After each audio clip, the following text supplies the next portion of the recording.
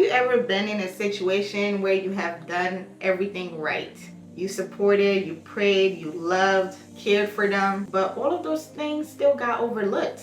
They chose someone who lied to them, betrayed them, used them, manipulated them over you. Jesus, he understands that pain more than anyone else because they didn't just overlook him. They literally picked a criminal named Barabbas over him.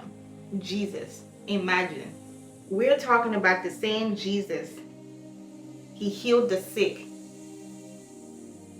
He made the blind to see. He raised the dead. He preached truth.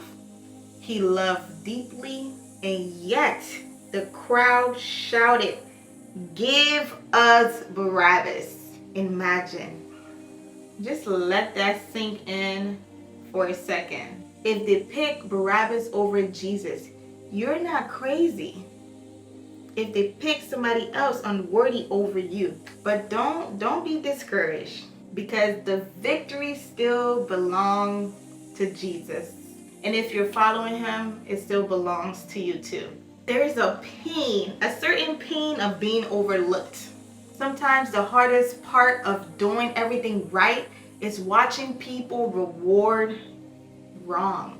Jesus, he knows this exact feeling. The crowd was asked, which of the two do you want me to release? And hey, Jesus, they didn't just say Barabbas. They shouted Barabbas.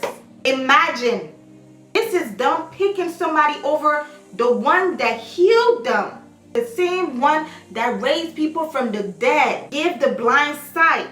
So many things, fed the multitude. Barabbas, he was a known criminal. It's not like they didn't know what he was in there for. It's not like they didn't know everything that he had done wrong. They knew everything Barabbas had done wrong. They also knew everything Jesus had done right. But they still picked Barabbas over Jesus. This is somebody that raised their dead children, healed their sick parents.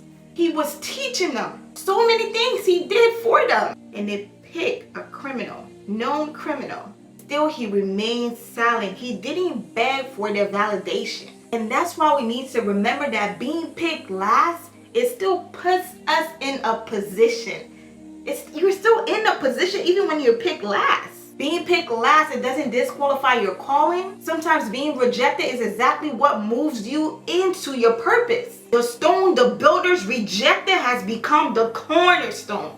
If Jesus wasn't rejected, the cross would not have happened. Absolutely not. And without the cross, there will be no resurrection. There will be no redemption.